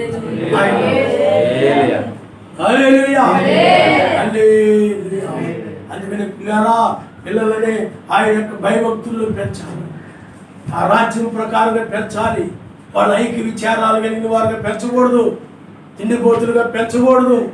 వారిని ఆ రాజ్యానికి ప్రవేశించేవారుగా పెంచాలి. ఆయన ఉగ్రత రాబోతూ ఉన్నది కనుక ఇంటి దగ్గర ఉంటే పిల్లలకు ఏమి చేసి పెట్టేసి అదే ఆలోచిస్తావే తప్ప భక్తి గురించి నువ్వు ఆలోచించు, ప్రార్థన గురించి నువ్వు ఆలోచించు. ఎప్పుడూ వాళ్ళు ఆత్మీయంగా రక్షణ గురించి నువ్వు ఆలోచించు. నిజమైన తల్లిదండ్రులు అతి ప్రాముఖ్యతను దేనికి ఇస్తారంటే రక్షణకి ఇస్తారు. నిజమైన తల్లి ప్రేమ ఏమిటంటే, తల్లిదండ్రుల ప్రేమ ఏమిటంటే ఒక్కడుతుండే నా బిడ్డలు రక్షించబడాలనేటువంటిది నిజమైనటువంటి ప్రేమ. అందుకనే మీ ప్రేమ వేరు, లోకములో ఉన్న వారి ప్రేమ వేరు. లోకములో ఉన్న వారి తల్లిదండ్రుల ప్రేమ ఎలా ఉంటుందంటే పిల్లల పట్ల వాడు బాగా ఉన్న స్థితిలోకి వెళ్ళాలి, గొప్ప గొప్ప చదువులు చదవాలి, ఉన్న స్థితిలోకి వెళ్ళాలి. మా పిల్లోడు ఆ ఇంజనీరు, ప్రొఫెసరు, డాక్టరు అని నా కొడుకుడు చెప్పుకుంటూ ఉంటే నేను ఉప్పొంగిపోవాలి, గుబ్బిపోవాలి, ఇలాగా దూది బస్తాలకు తయారైపోవాలి, నేను గుబ్బిపోవాలి. వాళ్ళు పొగుడుతూ ఉంటే, మా పిల్లలు గొప్పగా చెప్తూ ఉంటే ఆ విధంగా వాడు ఉన్న స్థితిలోకి వెళ్ళాలి, అలా వెళ్ళాలి, ఇలా వెళ్ళాలి, బాగా పేరులోకి రావాలి, మా బంధువులందరిలో కూడా మా పిల్లలు ఉన్నత స్థితిలో ఉండాలి, గొప్పగా ఉండాలి. ఈ విధంగా లోకరీతిగా పిల్లలు గొప్పగా ఉండాలని, ఉన్నతంగా ఉండాలని లోక సంబంధమైన తల్లిదండ్రులు వాళ్ళ గురించి ఆలోచిస్తూ విచారపడిపోతూ ఉంటారు.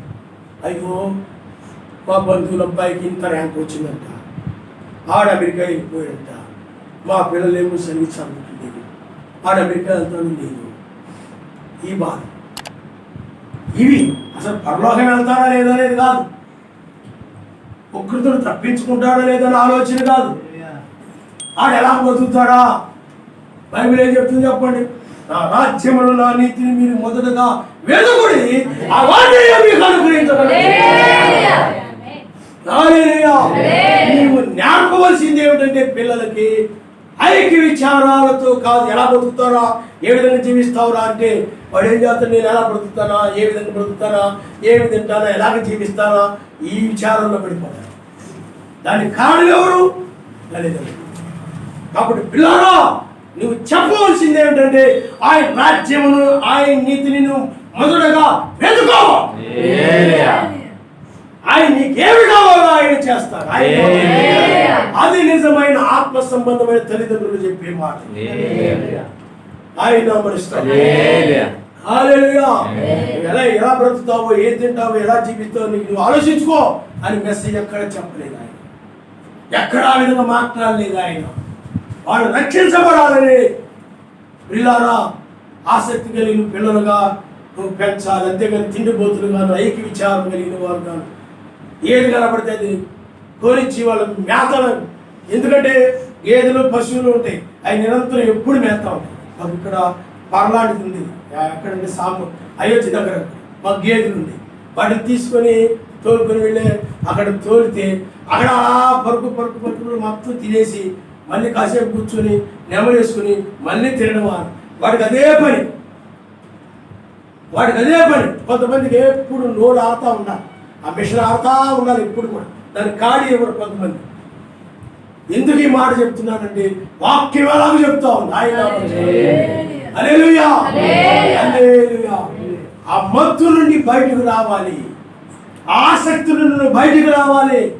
శరీరంలో కాబట్టి తినాలి, మంచి నీళ్ళు త్రాగాలి కాదని నేను చెప్పడం లేదు.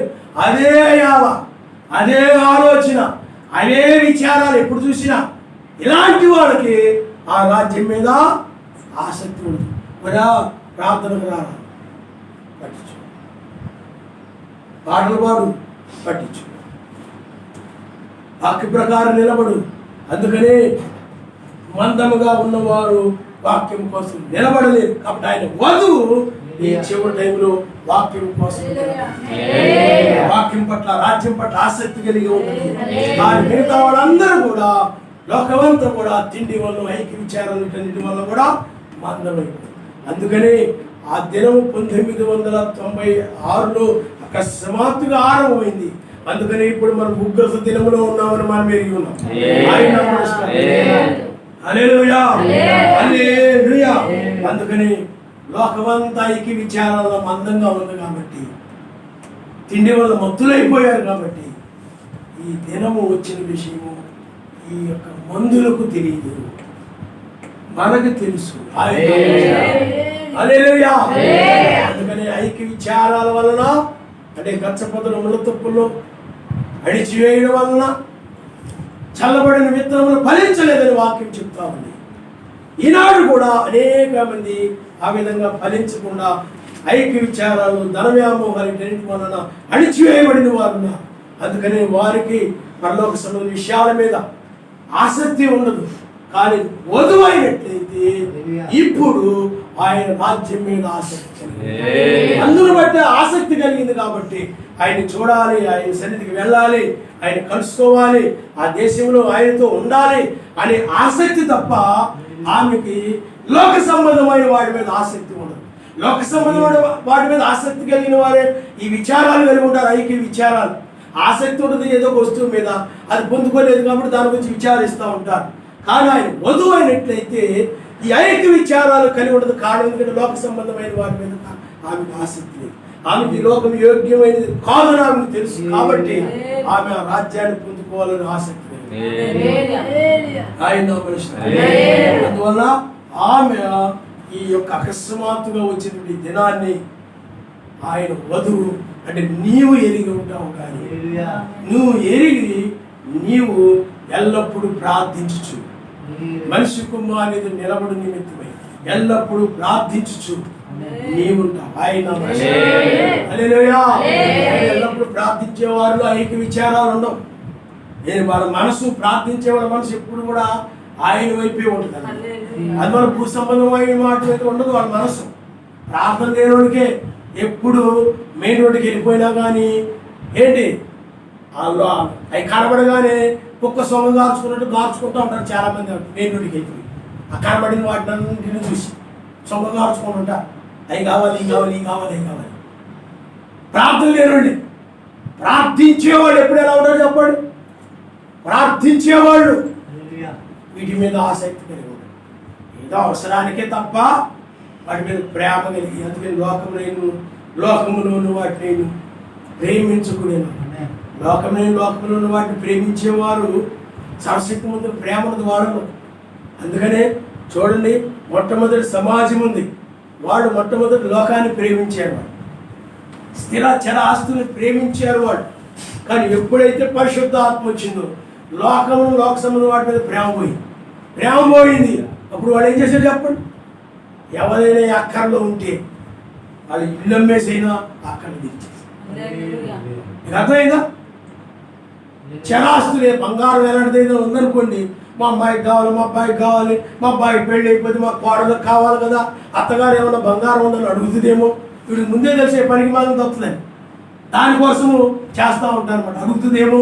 కాబట్టి ఆ బంగారాన్ని కూడా వాళ్ళ ప్రేమ పోయింది, సోదర ప్రేమ పెరిగింది.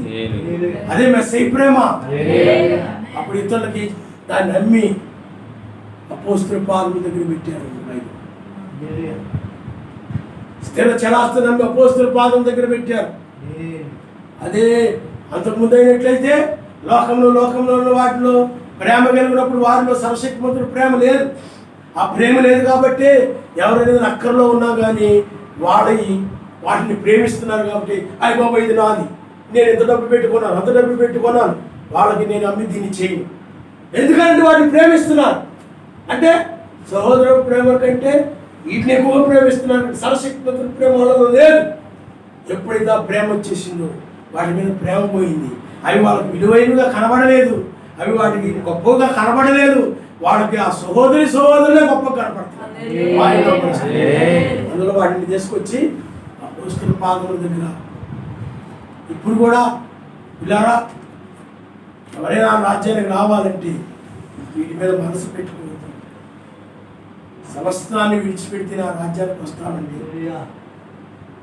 ఆ రాజ్యం లేకపోయింది. ఆ రాజ్యం అభివృద్ధి ఏమవుతుందండి? మేము ఇది మా ముసలోడు లేకపోతే మా ఆయన నేను పెట్టి డబ్బు ఇటు కొన్నామండి, మేము వీటిని విడిచిపెట్టి రాలేము, విడిచిపెట్టి ఉండలేము. బాగా రాజ్యం వద్దు ఏమొద్దు. ఎవరైనా ఇప్పుడు మెసేజ్ వచ్చి అమ్మ నా రాజ్యానికి రావాలంటే నువ్వు కలిగి ఉన్నదంతా బెదరికిచ్చేసి రా అంటే ఎవరు వస్తారంటే, ఇప్పుడు నువ్వు వస్తావా, నువ్వు చేస్తావా, అది చెయ్యు, పరిశీలన అదే విధంగా చెయ్యి. కానీ ఆయన వధువు చేస్తా, ఆయన అడిగితే ప్రాణాన్ని ఆయన ఇస్తుంది. ప్రాణమును సైతం ఆమె ద్వేషిస్తాను. ఆనాడు అపోస్తలులు ఆ విధంగా చేశారు ఆ రాజ్యం కోసం. కానీ ఆనట్లయితే మిమ్మల్ని నమ్ముకుందే ఇటు గురించి కదండి, వీటన్నిటి కోసమే కదా. కానీ మనుషులు వీటిని విడిచిపెట్టడానికి ఇష్టపడలేదు. ఐక్య విచారాలు ఎక్కడ పోతాయి? వీటి మీద ప్రేమ పోకపోతే నీకు లోకమును ప్రేమిస్తున్నంత కాలము, లోక సంబంధం వాటి మీద ఆసక్తి కలిగి ఉన్నంత కాలము నీకు ఆ ఐక్య విచారాలు పోవు. నీవు భక్తి విషయంలో మందంగానే ఉంటావు, రాజ్యం విషయంలో మందంగా ఉంటావు. ఆసక్తి కలిగి వాక్యం కోసము కఠినంగా నువ్వు నిలబడలేవు. హల్లెలూయా, హల్లెలూయా. కాబట్టి పిల్లారా, ఇప్పుడు ఈ తెల్లవారుజాములో ఆయన వధువు ప్రార్థించేది కాబట్టి అందువల్ల ఆమె ప్రార్థనాపరురాలు కాబట్టి ఆమె మనసు ఎప్పుడు పైన వాటి మీదే ఉంటుంది తప్ప భూ సంబంధమైన వాటి మీద ఉండదు కాబట్టి ఆమె మెస్సీని ప్రేమించేది కాబట్టి అందువల్ల ఆమెలో ఐక్య విచారములు కానీ ఇలాగా ఎప్పుడు చూసినా తినాలనేటువంటి ఆ తిండిపోతనము కానీ ఆమెకు ఉండదు. డబ్బులు కనబడితే చాలు అవి డబ్బులు ఉన్నాయంటే చాలు బజారుకు పరిగెత్తడి, డబ్బులు ఉన్నాయంటే చాలు ఏమండి మెయిన్ రోడ్డుకు పరిగెత్తడి, డబ్బులు ఉన్నాయంటే చాలు ఏదో కొనుక్కోవాలని ఆలోచన ఈరోజు మనుషులు. ఆ బట్టలు కొనుక్కోవాలని, ఇవి కొనుక్కోవాలని, అవి డబ్బులు ఇంట్లో. అందుకనే షాపుల కూడా తెలివైన వాళ్ళే, వ్యాపారస్తులు కూడా తెలివైన వాళ్ళే. ఈ ప్రజల దగ్గర డబ్బులను ఉంచకూడదు, వీళ్ళు అప్పుల్లో ఉంచాలి. అప్పుడు ఏం చేయాలి? ఇదిగో మీ యొక్క వస్తువుని మీరు ఇప్పుడు కొనుక్కోండి, ఇది ₹1,00,000 వస్తువు, ఇప్పుడు మీరు ఒక 10,000 నుంచి కొనుక్కోండి, ఆ తర్వాత మెల్లమెల్లగా కట్టండి. మీకు అర్థమైందా? అంటే వాడు అమ్ముకోవడం కోసము ఏదో విధంగా అలా వలయేస్తూ ఉంటాడు. అందువల్ల నువ్వేం చేస్తావు చెప్పండి? ఆ విధంగా కొంటూ పోతూ ఉంటావు నీవు. కాబట్టి వ్యాపారస్తులు కూడా ఏమైనా చెప్పండి, వాళ్ళు తెలివైన వాళ్ళు కూడా వీళ్ళ దగ్గర డబ్బులు ఉంచకూడదు, వీళ్ళ దగ్గర డబ్బులు ఉంచకుండా చేయాలంటే ఈ విధంగా చేస్తే అప్పుడు ఆ వ్యామోహంతో వాటి కొనుక్కోవాలని ఆశతోటి, ఆ వస్తువులు కొనుక్కోవాలని ఆశతోటి వీళ్ళు ముందు కొంత కట్టండి, ఆ తర్వాత అలాగే స్థలాలు కూడా అంతే, ఫ్లాట్లు కూడా అంతే. మీరు మొత్తం ఒకసారి కట్టక్కర్లేదు, ₹1కే ఈ స్థలం అంటారు, ₹1కే ఇన్ని గజాల స్థలం, ₹1కే ఇన్ని గజాలు ఫ్లాట్ అంటారు. అర్థమైందా? రమ్మంటారు, వెళతారు, చక్కగా అన్ని సంతకాలు పెంచుకుంటారు, వెనకేళ్ళ ఎన్ని ఆస్తులు ఏంటి చూస్తారు. అది ఉంటే చాలు, మీరు వెనక ఆస్తులు ఉంటే చాలు, ఒకవేళ మీరు తీర్చలేకపోతే మీ ఆస్తులు లాగేసుకుంటారు అని ఆ ₹1కే ఇస్తారు. నువ్వు తీర్చలేకపోతే ఆస్తులు లాగేసుకుంటారు. మీకు అర్థమైందా? అంత ఘోరమైనటువంటి పరిస్థితి ప్రపంచంలో ఉంది. అందులో మనుషులు కూడా ఐక్య విచారాలతో గుట్టుమిట్టాడుతూ ఉన్నారు, కానీ ఆయన వధువు మాత్రము ఆయన మీదే మనసు. ఐక్య విచారాలు లేవు. ఐక్య విచారాలు కలిగిన వాళ్ళు తిండిపోతున్న ఆయన రాజ్యానికి రానివ్వడాలి. అక్కడికి వచ్చారనుకోండి, నాకు అది కావాలి, నాకు ఇది కావాలి. నేను అక్కడ భూమి మీద ఉన్నప్పుడు ఐగుప్తుని బయటకు వచ్చిన ఇజ్రాయెల్ అలాగ అడిగాను. వాళ్ళకి ఆ వ్యామోహం పేరుకు మాత్రం శారీరకంగా వచ్చారు, కానీ ఆశలు సావలేదు వాళ్ళను. అందుకని ఆ రాజ్యానికి వచ్చినా కానీ నాకు చికెన్ బిర్యానీ లేదు, ఇక్కడ మానస సరోవర్ హోటల్ లేదు ఈ రాజ్యంలో, ఇక్కడ పెద్ద హైవే హోటల్ లేదు, ఇక్కడ కిరాణా కొట్లు బడ్డీ కొట్లు అవి లేవు. నేను ఎక్కడ కనపడితే అక్కడ తినేదాన్ని, తింటూ ఉండేవాడిని. ఇక్కడ ఏమీ లేవు నాకు ఈ రాజ్యంలో ఏమీ లేవు అని నువ్వు అక్కడికి వచ్చినా కానీ విచారిస్తుంటావు. కాబట్టి ఇలాంటి విచారాలు కలిగిన వాళ్ళందరూ కూడా ఇక్కడ వదిలేస్తారు. ఆ రాజ్యానికి రావాలంటే ఈ విచారాలు ఉండకూడదు నీలో. అది ఐక్య విచారాలతో కలిగిన రాజ్యం కాదది, ఏమీ లేని రాజ్యం ఆయన. కాబట్టి పిల్లరా, ఇక్కడ నువ్వు అస్తమాను వాళ్ళు ఇది కొనుక్కున్నారు, మమ్మీ వాళ్ళు అది కొనుక్కున్నారే, ఇది కొనుక్కున్నారే అని పిల్లలు చెప్పగానే పిల్లలు అడుగుతున్నారు కదా అని నువ్వు కూడా వాళ్ళ కోసమని ఎప్పుడు కొంటానా, ఎలా కొంటానా, ఏం చేస్తానా అని ఇలాంటి విచారాలు ఉంటాయంటే మనుషుల్లో ప్రపంచం. ఇలాగ లోక సంబంధమైన వాటి గురించి విచారించే వాళ్ళందరూ కూడా, రేపటి గురించి విచారించే వాళ్ళందరూ కూడా విడిచిపెట్టారు. ఎందుకంటే ఆ రాజ్యంలో రేపటి గురించి విచారించడము లేదు. ఈ లోక సంబంధ వస్తువులు ఇలాంటివన్నీ కూడా, ఎందుకంటే ఆ నాగరికత వేరు, ఈ నాగరికత వేరు, ఈ ప్రపంచం వేరు, ఆ ప్రపంచం వేరు. కాబట్టి ఐక్య విచారం కలిగిన వాళ్ళందరూ కూడా ఎక్కడ విడిచిపెట్టబడతారు. నాకు చీరలంటే విపరీతమైన పిచ్చి. మీరు అర్థమైందా? వాళ్ళు ఎవరైనా మంచి చీర కట్టుకుంటే చూడే అక్క చెల్లి చూడే ఆ చీర అంత బాగుందా? మీరు అర్థమైందా? లోకంలో సహజంగా ఉంటుంది. మీరు అనుకుంటున్నారు లేదు నాకు తెలియదు, మీ గురించి కాదు, లోకం అనుకుంటుంది. మీరు అనుకుంటే దాని విషయంలో పశ్చాత్తాపడం అది మంచిది. మీకు ఎప్పుడైనా ఒక విషయాన్ని మీరు గమనించాలి. ఇప్పుడు మా గురించి చెప్తున్నాడు మీరు అనుకోకండి, ఆయన నడిపిమ్మని బట్టి చెప్తా ఉంటాను, వెళ్తా ఉంటాను. ఒకవేళ నువ్వు ఆ స్థితిలో ఉన్నావు అనుకోండి, పశ్చాత్తాపం. ఆ స్థితిలో నువ్వు లేదనుకోండి, నా గురించి కాదు అనుకోవాలి అంతే. నేను అలా కాకపోయినా కానీ నా పెట్టి చెప్తున్నాడు, నా మీద పెట్టి చెప్తున్నాడు ఈయన అలా అనుకోకండి, ప్రమాదంలో పడతారు మీరు. లోకంలో తీరది, లోకం వ్యవహారం అలా ఉంది. చూడు చెల్లి చెల్లి చెల్లి చూడు ఆ చీర ఎంత బాగుందో, అక్క అక్క చూడలే ఆ చీర ఎంత బాగుందో. మీకు అర్థమైందా? ఆ చీర గురించి మాట్లాడుకుంటే ఇంక అక్కడి నుంచి పెరుగుతుంది. అవునే నేను పలానా అక్కడ చూసేనే, ఆ బండి మీద చూసేనే, లేకపోతే పలానా చోట మార్కెట్ దగ్గర ఇలాంటి చీరే ఒక ఆవిడ కట్టుకుని ఉంది, ఇలాంటి చీరే ఆవిడ కట్టుకుని ఉంది, ఆవిడ అడిగారు ఇంతంట అంతంట. ఆహా మరి మన మార్కెట్ దగ్గరికి ఇలా వచ్చాయంట కదా, అక్కడికి ఇలాగ ఇస్తున్నారంట కదా, 100 రూపాయలు 2 ఇస్తున్నారంట కదా. ఇక వ్యవహారం చీరల వ్యవహారం అలాగే గంటల దగ్గర కొనసాగుతాం. ఈ టైప్ వాళ్ళందరూ కూడా ఎడబడతారు. ఈ వ్యవహారాలు అక్కడ ఉండవు. మీకు అర్థమవుతుందండి? తిండి దగ్గర కూర్చుంటారు, కమ్మగా ఉంది, ఆయన ఎక్కడ ఉన్నారు, ఈ కబుర్లు చెప్పుకుంటారు చాలా మంది. అవసరమైనప్పుడు పర్లేదు, మీరు ఒకవేళ చెప్పాలనుకోండి. అయ్యారు కూడా చెప్పారు, ఒకసారి ఒంగోలు వస్తే దోశలు అక్కడే తీసుకొచ్చి పెట్టి బాడీ ఫిలిం వచ్చాను. అంతవరకు ఏదైనా అది మంచిదే, ఎందుకంటే ఎవరికైనా కూడా అది ప్రోత్సాహకరంగా ఉంది. ఏ పనైనా మంచి పని చేసినప్పుడు పురుగొల్పుకోవాలి, అది మంచిదే కాదట్లేదు. ఎందుకంటే ఆతిథ్యం అనేది మంచిది, బైబిల్ చెప్తుంది కాబట్టి. ఆతిథ్యం వచ్చి మరొకడు అన్నది బైబిల్. ఎరుగు దేవదూతలను ఎరుగుకే ఆతిథ్యం ఇచ్చారన్నది బైబిల్. కాబట్టి అందుచేత కానీ కూర్చొని గిన్నెల గురించి మాట్లాడుకోవడం, ఈ డిజైన్ ఎక్కడ ఉన్నావే అని గిన్నెల గురించి మాట్లాడుకోవడం, కూర గురించి మాట్లాడుకోవడం, ఉప్పు కొద్దిగా ఎక్కువైపోయిందని, అది ఎక్కువైపోయింది, ఒక మాట పోతుంది, దాన్ని అరగంట సేపు మాట్లాడుకుంటాం. అలా రకరకాలుగా చెప్పుకుంటూ ఉంటాం. గిన్నెలన్నీ ముందు పెట్టుకొని, కచ్చాలన్నీ ముందు పెట్టుకొని, తపాలన్నీ ముందు పెట్టుకొని, ఈ విధంగా తిండిపోతూ మనుషుల్లాగా అలాగే కబుర్లు చెప్పుకుంటూ ఉంటారే, అది అక్కడ ఉండదు. ఆయన నామరుస్తాను. ఎప్పుడు ఏ విషయాల్లో ఉన్నా ఆయన్నే నువ్వు స్తుతిస్తూ గణపరుస్తూ ఆయన గురించి మాట్లాడే వ్యక్తిగానే ఉండాలి, ఆయన కీర్తించే వ్యక్తిగానే ఉండాలి. అలాంటి వారు ఆయన రాజ్యంలో ఉంటారు, మిగతా వాళ్ళందరూ విడిచిపెట్టబడతారు. కాబట్టి పిల్లరా, ఈ తెల్లవారుజామున ఆయన తన వధువుని ఈ యొక్క తీర్పు దినమును రక్షించువాడుగా ఉన్నాడు.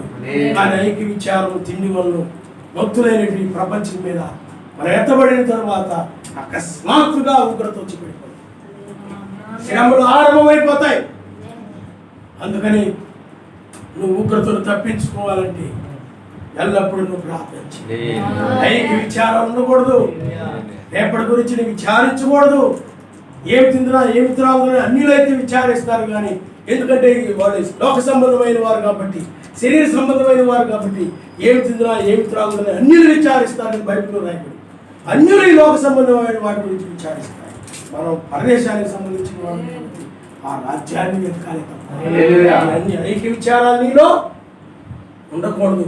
దీని గురించి ఉండాలి. అయ్యో నేను సరిగ్గా ప్రార్థన చేయలేకపోతున్నాను, పరిచయం చేయలేకపోతున్నాను, నాలో తగ్గింపు లేదు, నాలో గర్వం వచ్చేస్తుంది, నేను నాలో హెచ్చింపు ఎక్కువ కనపడుతుంది, దాన్ని నాలో తీసేయను ఆయన.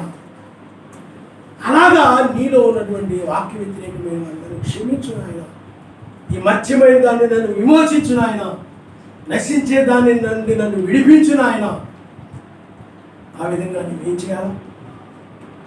వీటి గురించి ప్రార్థన చేసుకోవడమే ఆ రాజ్యాన్ని వెనక.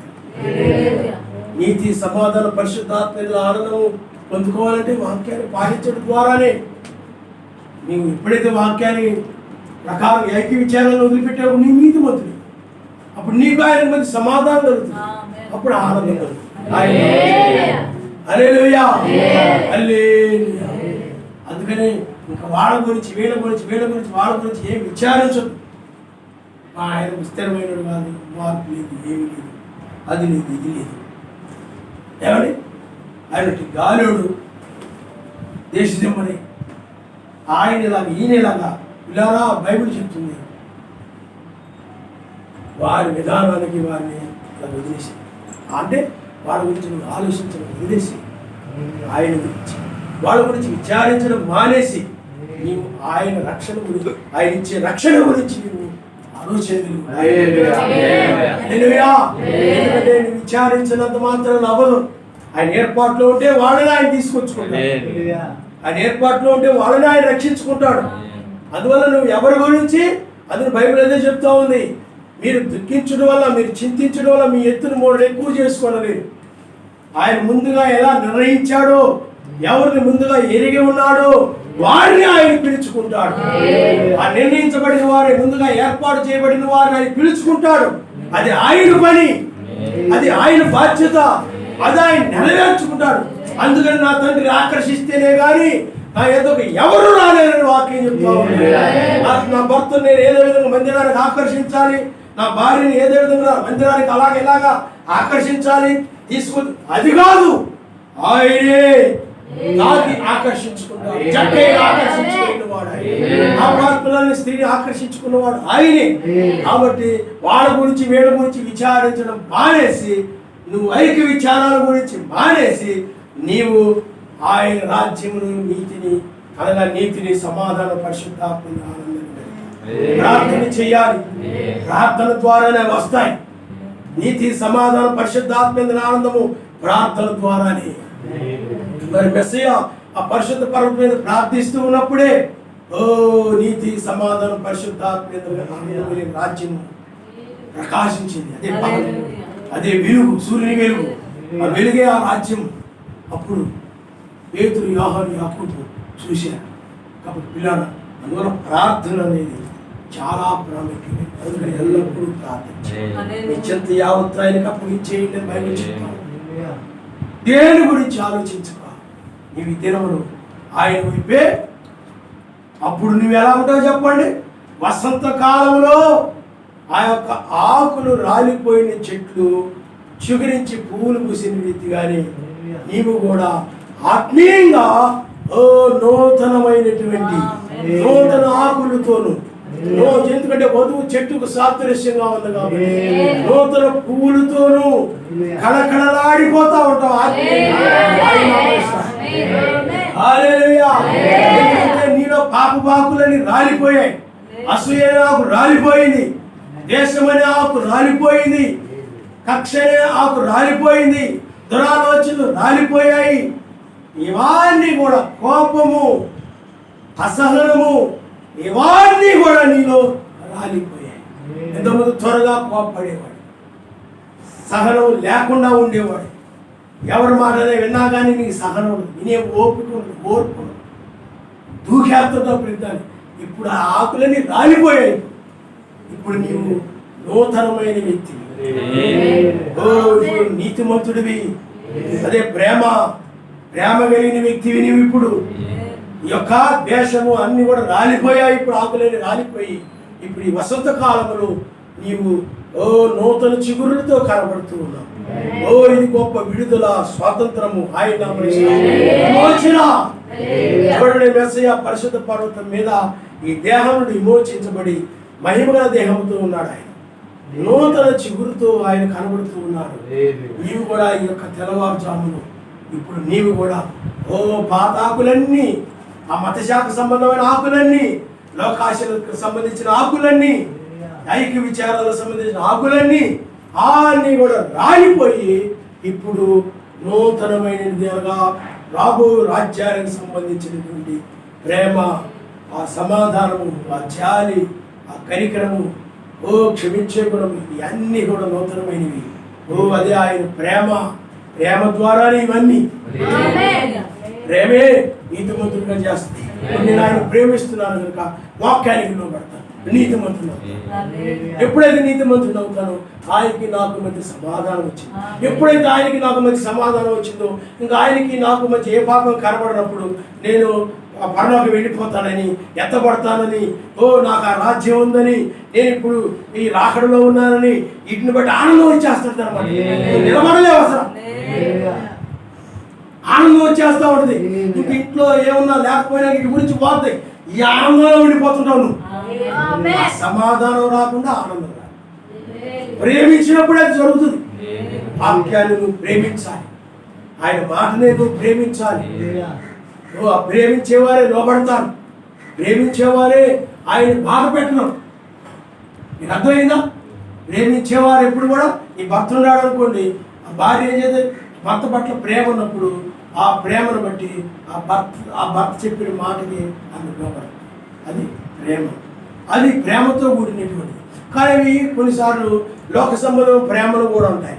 అప్పుడు ఆ భర్త వాక్య వ్యతిరేకమైన దాని ప్రేరేపించినప్పుడు ఆ పెళ్లికో ఆ దినాలకో వాటికో ఇటుకో ప్రేరేపిస్తాడు కొన్నిసార్లు భర్త. నీవు ఆ భర్త పట్ల ప్రేమ కలిగి ఉండాలి కదా అని, దయ కలిగి ఉండాలి కదా అని నీవు వాక్యాన్ని వదిలేసి నీవు ఆ భర్తతో పాటు వెళ్ళిపోయిన కూడా పెళ్లికో ఆ సంబరాలకు ఆ ఉత్సవాలకు వాటికో వీటికో వెళ్ళామంటే నీవు ఆ భర్తను ఎక్కువ ప్రేమించేటప్పుడు వాక్యాన్ని ప్రేమించలేదు. అందువల్ల ఆ ప్రేమ చంపుతుంది, నీ నాశనం చేస్తుంది. నీ భర్త చెప్పినా కానీ అది వాక్యం మీద ఆధారపడి ఉంటేనే తప్ప, లేకపోతే అది నువ్వు ఏకీపించడానికి పని. ఆయన అవసరమైతే వాడు నిన్ను విడిచిపెట్టిన వాక్యం మీద నిలబడాల్సింది.